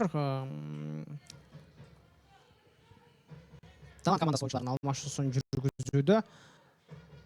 Жазбай Абдукаимовтың орнына 34-ші номердағы Дастан Жакупбаев ойын таласына кірді еме. Борбордық бөліктен ал ойналып барады. Капитандық құр кімнің қолында қалды? Қорғаушылардың қолында қалған. Демек,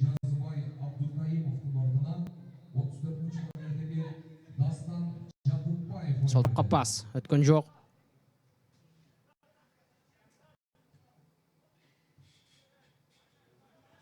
Мұхаммед Талайбеков солдан екі қорғаушының арасына кіріп барған, андықтан топ жоғалтты.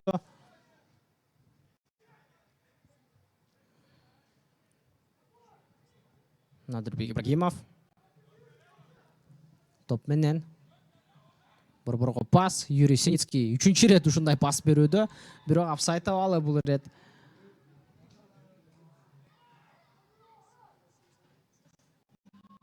Юрий Синицкий бұттың қапталы менен арты көзей пас беріп таң қалдыруда.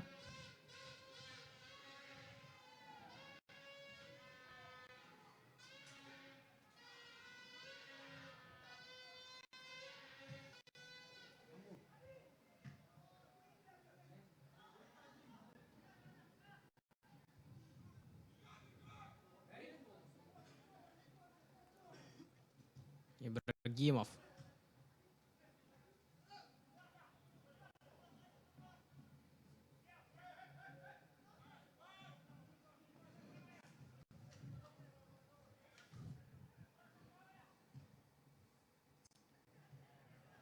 Болт Рыспеков оңдон.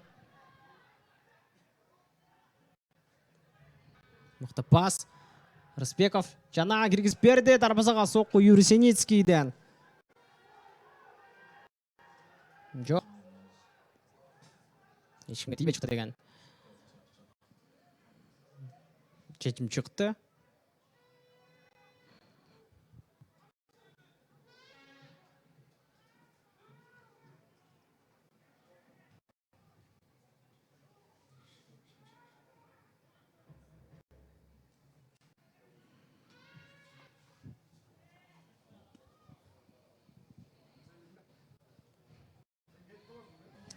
Сталбеков, оңғы пас, Рыспеков, таныстардың арасында ойын ережесі бұзылды албетте.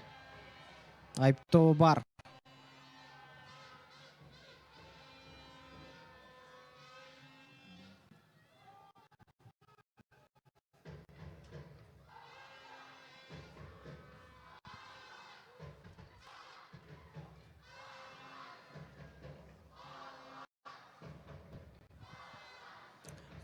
Алдында Мұхаммед Талайбеков менен Надырбек Ибрагимовты көрөбүз.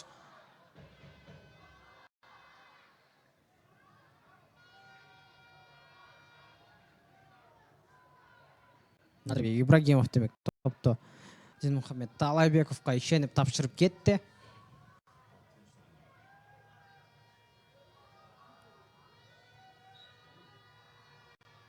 Талайбековтан соққы қопты, бірақ дарбаза астынан ішін ашып өтеді. Адақты көрушілер көптен бері негізде тарихта өрлек жада қалса мындай шартта ойындар өтелек болчу. Сүйінбаев стадионында Динмухамед Талайбеков, солға Ибрагимов,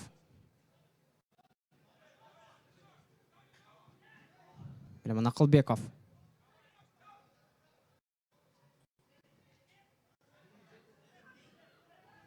Заименко қолапырацияда топты алды. Бір-бірге пас. Юрий Сенецкий өткөрүп беруді. Азиз Сыдықов топ менен оңғы. Сталбековтың әрекеті қандай болады?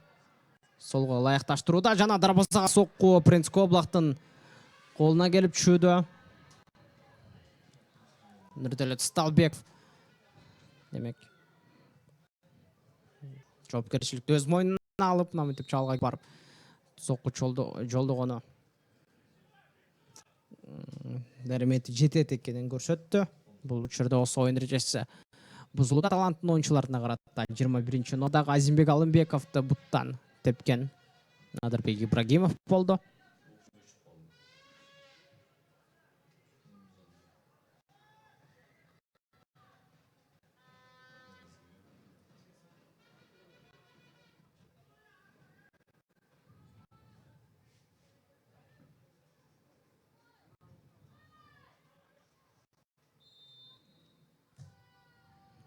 Тереңге шығарып беру. Дарбазаға соққы деп айтпай қойса болады. Асманға тебілген соққы Дастан Албековтың қолына жеңіл еле түшуді.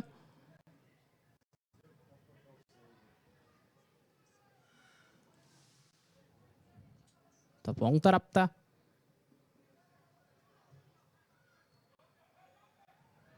Азиз Сыдықов жалға шығып баруда. Жана қалтырып беру Сталбековқа.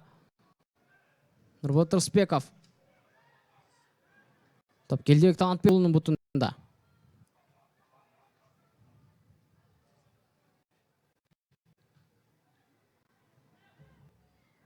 Сыдықов. Анық пас.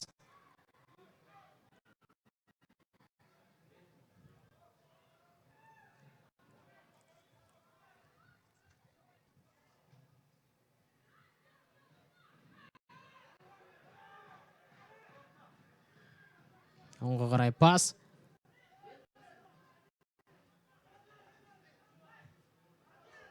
Азимбек Алымбеков. Топты тала четіне шығарып жіберді. Қайрадан бұл қатачылығын жуып топты алуда. Деги Чолбойдағы бір андырмес пасты беруді. Ойын режесі бұзылды. Келдебек Талантбекұлына қарата. Айыптау қайрадан.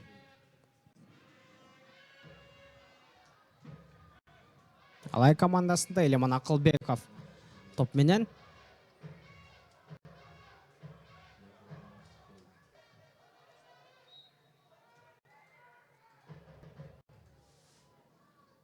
Елеман Ақылбеков көтеріп беру. Принц Коблақ топқа жетті. Біртан шығарып беру. Қайрадан Алай командасында қалады. Баты көрушілер 86-ші минутта өтіп жатады бізде. Көрмандар. Ем жанында көрдік.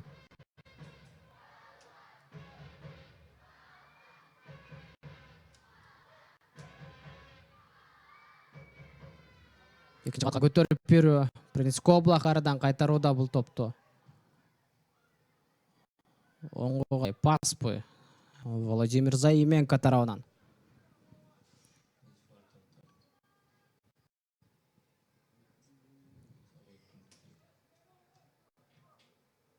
Принц Коблақ.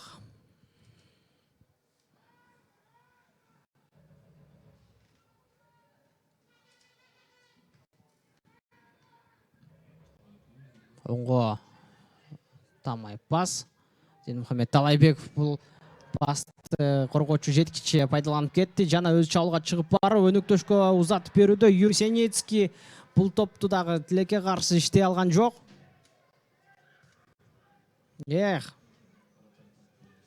Алай командасы акыркы минуттарда чабуулдарын көрүүдө.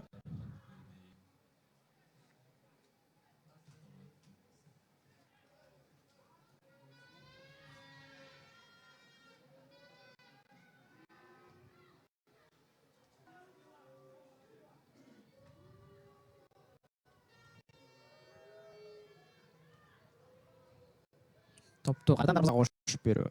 Дарбазадан кошуп берүү. Тагыраагы.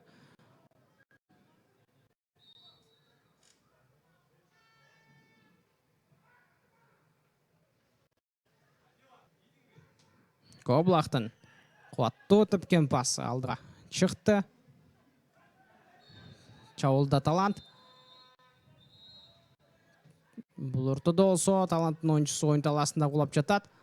Дарыгердин жардамага тезинен керек.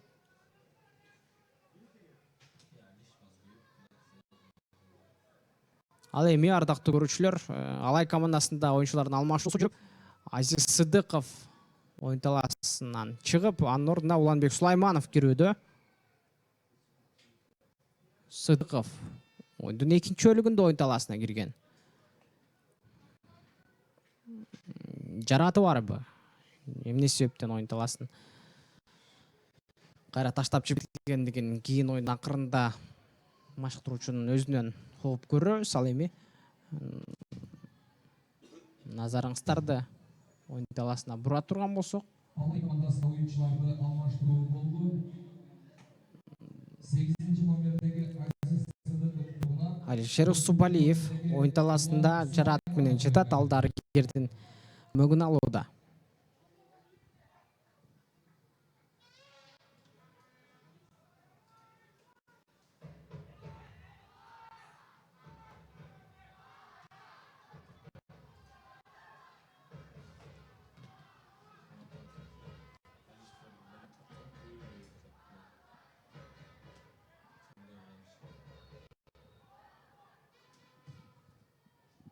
Дастан Албековдун чыгарып берген пасы тереңге.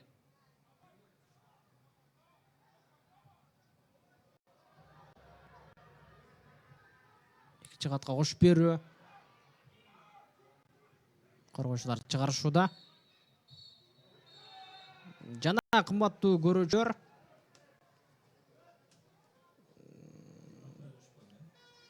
Эрланбек Османовдун ышкырыгы жаңырып, оюн соңуна келип жетти. Эрланбек Осмонов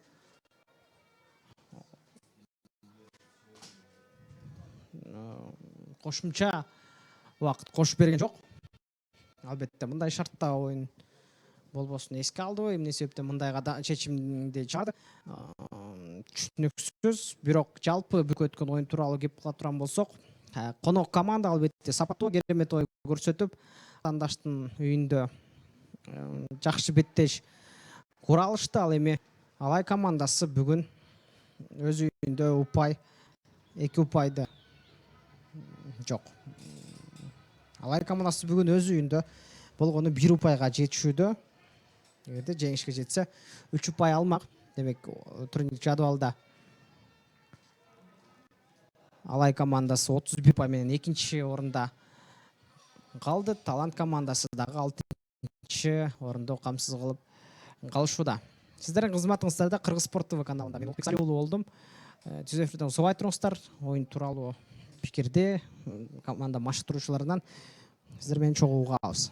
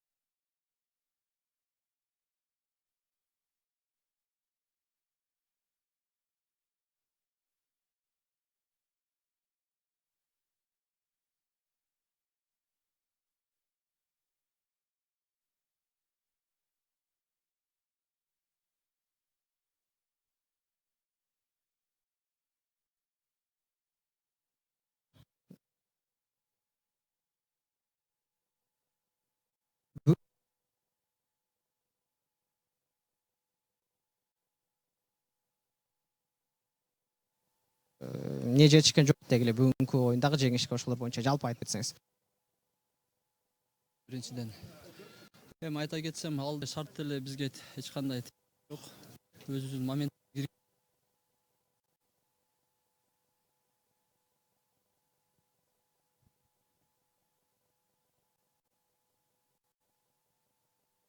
Ойногону Сүйүнбаев стадионунда көрдүңөр беле?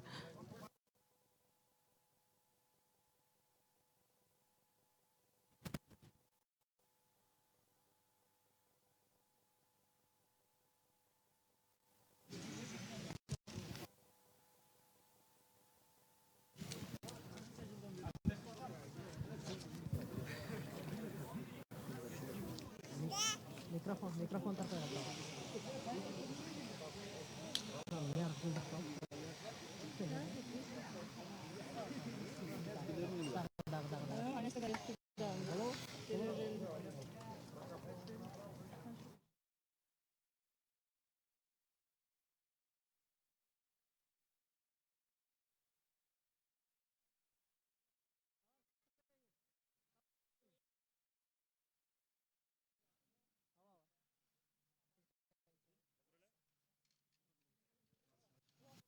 саламатсызбы, бирок менен куттуктайбыз.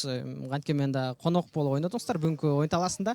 Негизи эле бүгүнкү беттеш тууралуу айтсаңыз, шарт мындай кармалып калгандыгы бүгүнкү оюнга болгон маанайды өзгөрткөн жокпу? Таасирин тийгизбедиби?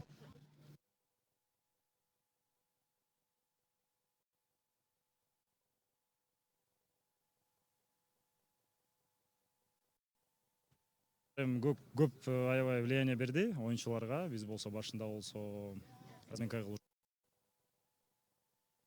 20 мүнөт деген баштайбыз деди. 20 мүнөт болсо 50 мүнөткө чейин чөйүлүп кетти. Эми бул оюнчуларга дагы бизге дагы, конечно, влияние кылат абдан чоң. Бул эми машыктыруучулар түшүнүп атпайбы, мен жакшы эле баары алайдыкы деле түшүндү. Эми түшүнүп атабыз, бул алайдын күнөөсү эмес. Анан билбейм, лига карайбы же ким карайт, ким чечим алат, аны түшүнүксүз азыр пока. Суроо көп, анан кийин жооптор жок. Анан оюндагы бүгүн ушул Сүйүнбаева да прожекторлор бар экен. Ага чейин жок эле, ага чейин иштечү эмес эле. Ойносо болот экен го. Ошо судьянын чечими боюнча көрүнөт экен. Билбейм, мен оюнча оор болду аябай оюнчуларга. Топту көргөнү аягындачы уже вратарларга аябай оор болду, дарбазачылар да кыйналды. Алайдын деле дарбазачысы, биздики деле. Мен өзүм командамдын атынан айткан жокмун вообще. Жалпы ушу оюнчулардан, машыктыруучулардан айтып атам да. Мындай организациядан оор жакшы оюн көрсөткөнгөчү өзү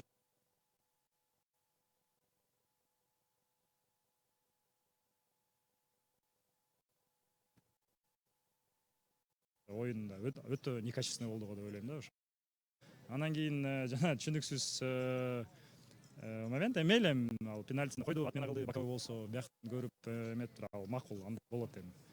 Бирок чуркап келип үртүп, сөгүп, уруп, анан кийин кайра судья болсо билбейм, корккондон отмена болуп калат решениясынчы. Анан мен оюмча андай болбойт. Эч ким алайдын оюнчуларына бөлөк түртүп поледан сөгүп, урушуп андай болбойт да. Анан кийин бизде көрүп атасыңар, бир оюнчуларга болот экен. Бөлөк оюнчулар мындай сүйлөп койсо же жаман карап койсо деле болбойт экен. Анан билбейм, ал калыстар кантип бөлөт.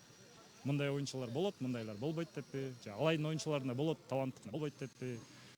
Эми суроолор көп, калыстар өздөрү чечип алат го да. Бирок эми өзү видеодон деле ушул калыс көрсө баягы наразы болот го дейм. Аны түртүп эметип атса, ал болсо карточканы биздин оюнчубуз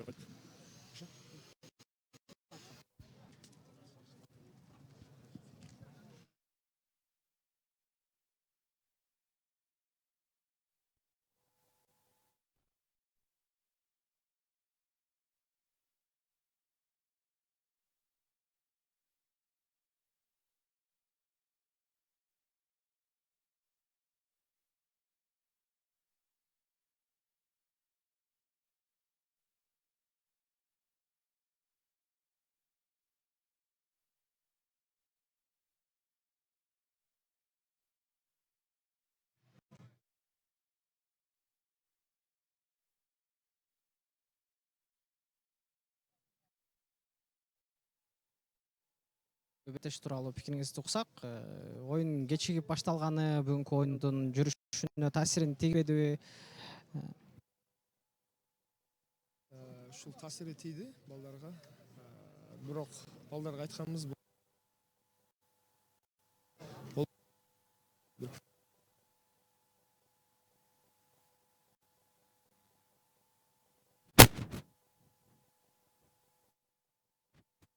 албетте мындай нерсеге баягы жыргалчылык жашоодон кыйынчылык жашоого дагы бир күч эткенди билишибиз керек. Мындай караңгыда освещение жетиштүү эмес, топ көрүнбөй команданын оюнун бузган жокпу? Албетте жанагы мындай освещениеде биз ойноп Бир учурда айткым келип атат да, Дастан Абековго бул жактан алыстан тебилген соккуга мындай тийип, мындай желкесине калды кийинче ошондон болмой атат. албетте сөзсүз бул учурдагы ушу биздин освещение салбыйлыкка байланыштуу ушу Дастанга сиз айтканча тийип чыгып кеткен атат. Эми жана айттым го, бүт нерсеге даяр болушубуз керек. Болгону өзүнүн талабыбызды утушубуз керек болчу да. Эми тилек каршы эки команда тең чыгып калды. Буга чейин анализ жүргүзүп атканбыз. Билбейм, может дагы бир башка план быйларга же башка пландарга өтүүгө аракет кылабызбы деп учурдум. Рахмат.